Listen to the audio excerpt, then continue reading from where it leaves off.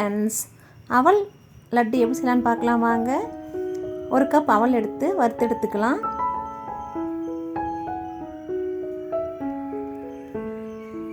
அவல் உடையணும், இந்த அளவுக்கு வறுத்தா போதும்.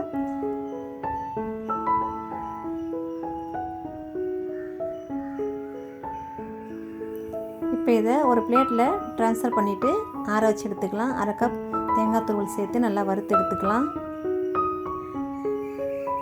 இந்தளவுக்கு வறுந்தால் போதும். இதையும் நல்லா ஆற வச்சு எடுத்துக்கலாம்.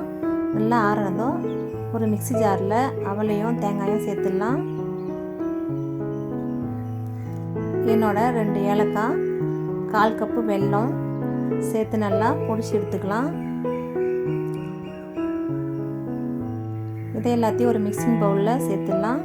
இப்போ ஒரு 3 டீஸ்பூன் நெய் விட்டு அதனோட தேவைக்கேற்ப முந்திரி, திராட்சை சேர்த்து வறுத்து எடுத்துக்கலாம்.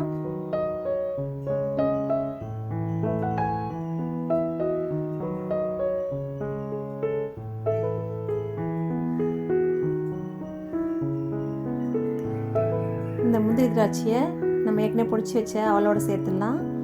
இப்போ சூடான நெய்யை கொஞ்சம் கொஞ்சமாக சேர்த்து கிளறி விட்டுக்கலாம். முந்திரி திராட்சை வறுத்த நெய்யே போதும். வேணுன்னா இன்னும் கொஞ்சம் சேர்த்து சூடு பண்ணி சேர்த்துக்கலாம். இப்போ பாருங்கள், இந்த மாதிரி சூடார சொல்லி அவல் லட்டு பிடிச்சிடுங்க. வெதுவெதுப்பாக இருந்தால் போதும். சூடு